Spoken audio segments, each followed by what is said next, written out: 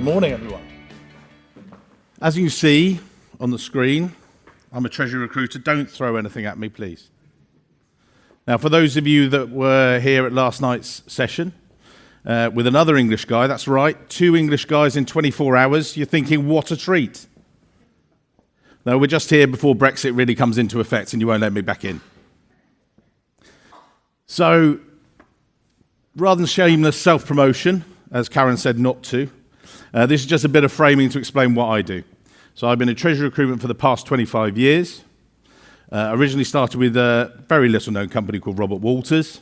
Started their treasury division. After a number of years there, I joined Hydra & Struggles, doing global search work. And then in 2002, I thought, I love you treasury guys too much.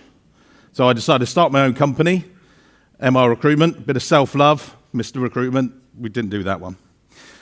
So we got offices in the UK, in the US, work across, and we truly work globally. So recruited for 24 years, 25 now, getting older, all levels. So treasury assistant, so when you want advice about that level, through to senior stuff, we can.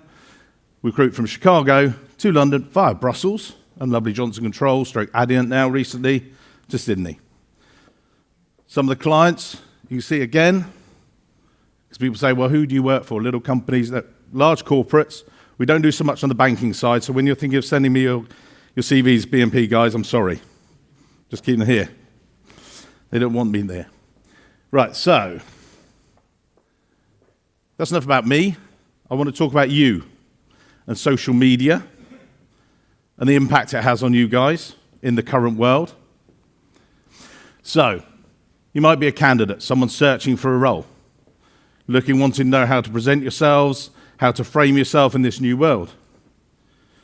You might simply be a treasury professional here, wanting to understand a bit more about it. So, Mike, I haven't had a new job in 10 years. Hopefully I won't need a new one, but you might still want to understand it. Or a client. You're looking at the new world, you're dealing with the millennials, as they call them, from 2000 onwards, looking for new opportunities and want to understand how they view the world. Yeah, deliberately it looks like that. It's a horrible can of worms. And it's a very public can of worms. So when you do get involved in it, be careful. It's public, it's social, it's in the actual name. So rocketing through there. You've got Facebook, obviously less applicable in the business sense, but it's still public. LinkedIn, we'll go on about that, and a bit more detail about LinkedIn, because that's a key one. And you might think, Twitter, really? Is that applicable to me? We'll see in a minute, see what people are thinking. Now remember, don't confuse the two. I don't want to see your holiday snaps, we'll come back to that later, on LinkedIn. Every opinion counts. Let that sink in for just a few seconds. This is from Erin Burry. She is one of Marketing Magazine's most top 30 under marketeers, and it's like she's talking about on a massive billboard. And I did get there was an image, but I wasn't quite sure about using it. And actually what it did, it said some nasty things on a massive billboard that someone had put on Twitter. And we've seen a lot of the issues that are coming through at the moment. Now, she's pretty good as a marketing executive, but now I want to show you a quick video, just a few minutes, for someone who's got about 10 years in-depth social media experience. I want you all to look at this. I think you'll learn a thing or two. Over to the man in the box. So, Rebecca, our social media expert, could you please tell me the differences between Twitter, Facebook, and LinkedIn? Twitter is all the gossip about famous people. Facebook is about your personal life and you can post personal pictures and other people's pictures or... Keep going. And LinkedIn is about your business life and networking. Cool. Thank you very much. Basically, that was my 10-year-old daughter. And what she does, she explains that actually Twitter is about celebrities and it's about chitter-chatter and everything else. So it's about Facebook, that's your holiday photos. And we talk about LinkedIn and business social networking. Now actually that came from a conversation one day. I just asked her, I said, What's social media to you, Becca? She said that was literally, I recorded it. And when we actually did this, I did this over in Chicago, and we played the video, everyone laughed. But actually I said, hang on, she's 10. She's 10 and she understands. Some of the guys didn't even have LinkedIn profiles. I was like, she understands more about that than you guys do. Okay, LinkedIn, some do's and don'ts. No, it's not if you just need a new job. It's a professional networking tool. Ask Rebecca. Now, what I mean by that as well, some of you are sitting there going, well, I don't really need LinkedIn. I'm an employer. Well, actually, if someone's wanting to join you as a company, they're going to look at your LinkedIn profile as a company, but also the LinkedIn profiles of the employees. And is that someone I want to work with? So, first part of LinkedIn is obviously your name and then your job title. And I said maybe explain a bit more about what you do. Made this slight amendment last night, just wanted to show Global Treasury Recruiter and then the feature and then the benefit, what I actually do. Now, there's some guys out there going, well, I'm a group treasurer. I look after the money, I steward it, I do everything else. What else have you done with it? Have you implemented a new treasury management system? Have you saved your company 10 million over the past 3 years? Are you an innovator? Maybe you've received an award from ATEB. Why not put it up there? Because then if someone wants to join your company, or if you're looking to be headhunted maybe at a later stage, then that's what's going to come up. Should you have a LinkedIn photo? Let me grab some water. Yes, you should. Does anyone here, I won't name names, not have a LinkedIn photo, just as the grey profile? Oh, Patrick. I don't want to pick on anyone, but Patrick will pick on. Patrick, 14 times. I think it's risen slightly at the moment. And you might say, well, Mike, I'm not looking for a job. I don't need one. He's right. But actually, if you want to expand your network and you've got, say, 10 connections and you're looking at your banking relationships, and obviously you're going to choose BNP, I know. But if you were looking at RFPs, if you were looking at a new treasury management system and went out to your 10 connections and said, guys, who uses this system? They all come back, no, we don't. That's it. Right, you're done. Actually, why not have a bigger professional network? The fact you're in this room and you've come to this conference also shows you're very good at networking. You're wanting to expand. You're wanting to learn. That's exactly why. Here we go. Photos. Now, what you're about to see, carry a public health warning. They are the worst LinkedIn photos, not only seen, but I've recreated these. It's not self-love. These aren't my profile photo. These are all photos that we gathered in a top 10 hideous rogues gallery. We'll talk about the one that got away at the end. They're remakes of people that I've seen as I've gone through LinkedIn. Flowers. Really? You're not a bunch of flowers. It's very pretty and all that, but get rid of it. Yeah. There was a guy, and I can send you the links afterwards. Yeah. Looked mean, don't know what was going on. Looked like he just got out of jail. Quite funny. Logo. Bit of self-love, you want to promote your boss and everything else. No, it's about you. It's not about them. Awesome. Just dislocated my shoulder, about to go off to Chicago. Just thought, oh God, how can we do that? I hate that shirt. That shirt's going to the bin. There's a better one coming along.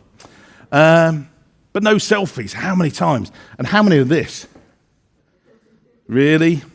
It's a professional networking site. Squash stretch head. How many of you uploaded your photo, then gone and looked at it on your phone? Roughly, actually, I'll tell you actually, I think it's approaching 65% of the social media and people accessing LinkedIn do so from a mobile device. So you put up your photo, quickly check on your phone, will you? Because so many of these, or the really, Constantine, the really narrow one. Yeah. Look in my eyes. You will choose BNP. You will choose us. And again, these are remakes. It's not me. Yeah, cute kid. Family man. Employ me. No, please. It's the impression again is wrong. I told you the shirt was coming up. That is available for private hire, the shirt. This is on Facebook. This is not LinkedIn. Yeah, you can see me chugging another pint later on in the bar. Pretty Eye. Again, remakes. This is something we've seen. The next one coming up is actually, and I'll send you the links later, creepy arty pose. And that is actually, we undid the button, we did this, and this guy's like, what? Excuse me. So the one just before we move on, there is one that is missing. Unfortunately, we can't put it up on the screen, because some of you will actually know the guy. And it was our number one by a mile. There was a guy, he's obviously at a Christmas party or something like that. We remade it. We had a little unicorn, children's toy. Give him a kiss. And he's got it on his shoulder, should be on Facebook. And actually, I wanted to put that as our number one. Unfortunately, he's the head of Treasury for a French company, who we might be doing some business with. So I will name a shame in the bar, but I won't do it on the stage. Personal statements. Okay, so you go from your title, you've got your photo, you then want a personal statement. As you can see, I hate personal statements. They are rubbish.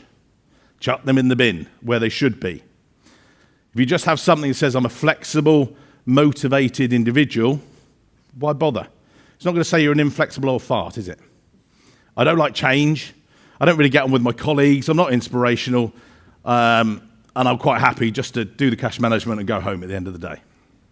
What you do want, bit of shameless self-promotion. Even the monkey got it. This was a photo where the monkey managed to get hold of it. It's so what time? Shameless self-promotion. What I mean by that is when you're going through your personal statement, it's, I implemented a cash management system. Which one? How much money did you save? Treasury management system. How much money? So what? Keep asking yourself, so what? And this is one of the key things, is when I do this with people's CVs and resumes, and they just literally upload it, and I'm sitting there and they've got these personal statements, which we avoid, but then we move on to asking them about them. And I say, okay, so you did this and you managed 4 team guys. Yes, I do. What do they think of you? How have you promoted them? Yesterday we did about effective team management. We're talking about, how to inspire those guys. Well, how are you an inspiration to your team? How have you coached them and mentored them? Tell us about it. Because that's then, if someone wants to come and join you, or someone's thinking about your organization, they're going to say, actually, that's somewhere I want to be. References and testimonials. Now, let me just do that. Lovely. So, people ask me, should I bother to have them? Well, the first rule of thumb is, don't ask the guy sitting next to you. Well, you could, and if he doesn't say anything about it, then you could get worried. But don't ask your peers. Ask your boss, or past boss maybe, or ask someone that's perhaps worked for you, top and down. Now, people say, well, I'm not sure they work. Why would I bother? I'd like a quick show of hands. Very little known website. You might have bought the odd thing or two. Anyone here in the room that has used Amazon? Put your hands up, please. Anyone bought anything off Amazon? Keep them up, please. Fantastic. Keep them up. Keep them up. Don't put them down. Keep them up, Karen. Thank you. Can you then keep your hand up if you've ever looked at the reviews on Amazon? Okay, fantastic. So you all looked at the reviews, seen the 5 stars. Yeah, I like this product. Keep your hand up if you've met that person that gave the review. What? So nobody has actually met the person giving the review, but you actually trusted what your peers said. Someone that was like-minded. I think it's called social media compliance, which means that you want to believe what other people recommend. 92% of consumers trust peer recommendation. I just grabbed these last night because it used to be about 80 odd. Now they're saying 92. So actually when you read through those recommendations and testimonials, people actually do believe what you've written up there. So make them good ones. Only put the good ones up. Okay.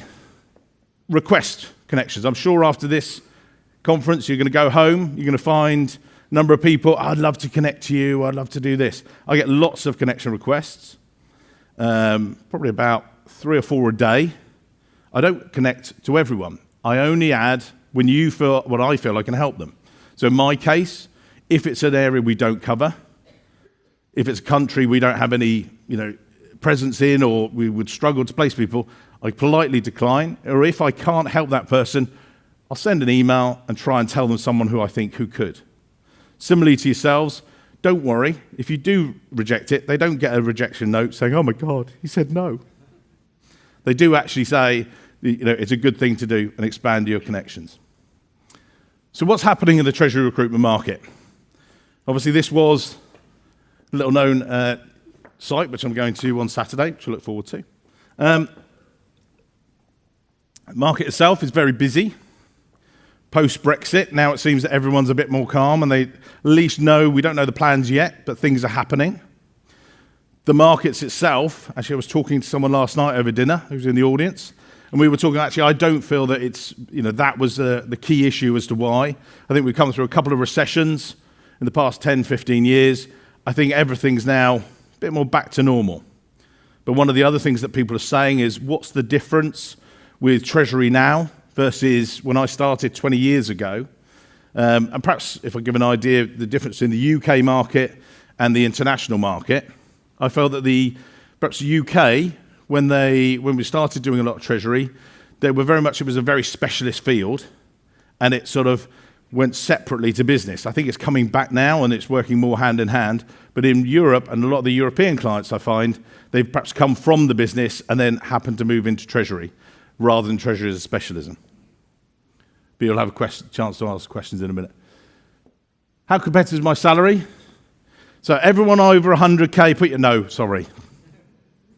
We'll do that in the bar later, because you'll be buying the drinks.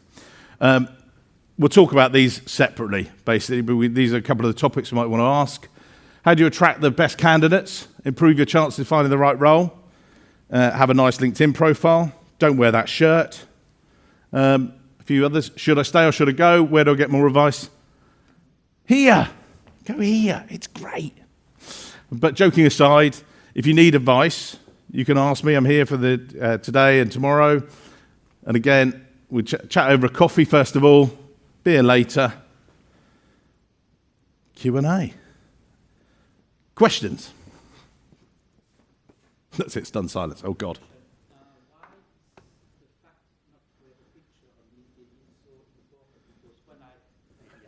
Sorry. When I look for someone on LinkedIn, I just put his name. I don't even know if he has a picture on it. What do you mean? Sorry, I don't know. Just. You said that you need to have a picture on a LinkedIn profile. Yeah. Okay. Why is it so important? When you walked into the bar yesterday, your first impression of them was of them in their suit and how they were presented to you when you shook their hand. It's your virtual handshake. You weren't going to turn around and as they walked in, you're like, so how are you, Patrick? Yeah, don't see my face. It's over here. Yeah, don't. It's your virtual handshake. It's about your greeting. It's about what they can expect from you. And I think that's one of the key things. It also, both on a client and a candidate perspective, it gives an impression of you and why would you want to connect with that person, and why might they be helpful to you, your company, or your career, or whatever else. Does that answer? Are you going to get that photo now? We'll do one in a minute. Yeah, nice selfie. Yeah, great. Other questions, please. That's it. I've stunned it. Oh, God. Yeah, here we go. Yes.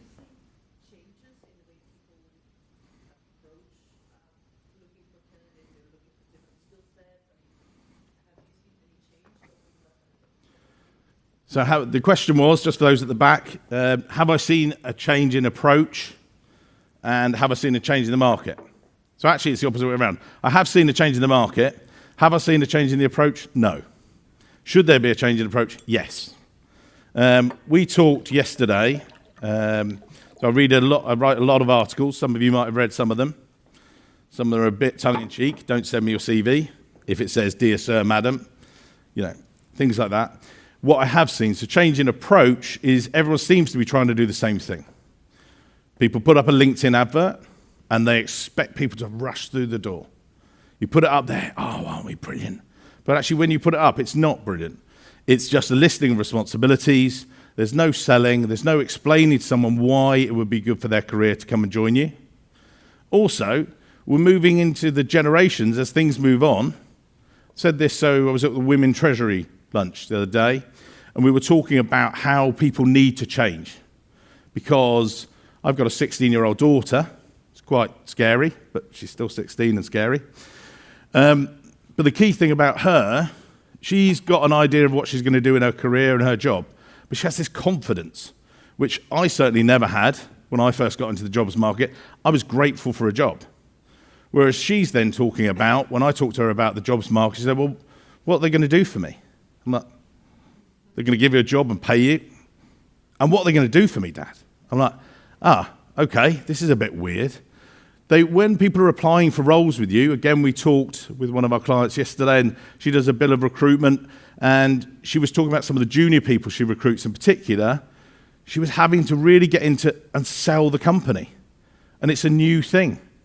So actually, that's one of the things I think you should talk about, is actually look at, how you're presenting yourself. So I think that's the change in approach that needs to happen, and it's at all levels, because people, will vote with their feet. And if they don't find the right role, then they're not going to apply. And you'll still be sitting there with a vacant desk, and you're having to cover their desk. Again, we talked about that yesterday. Any more questions before we wrap up? All done? Great. Thank you very much, everyone. So Rebecca, our social media expert, could you please tell me the differences between Twitter, Facebook, and LinkedIn? Twitter is all the gossip about famous people. Facebook is about your personal life, and you can post personal pictures and other people's pictures. Keep going. And LinkedIn is about your business life and networking. Cool. Thank you very much. And all I can think about that social media expert is tidy your room. Thank you very much.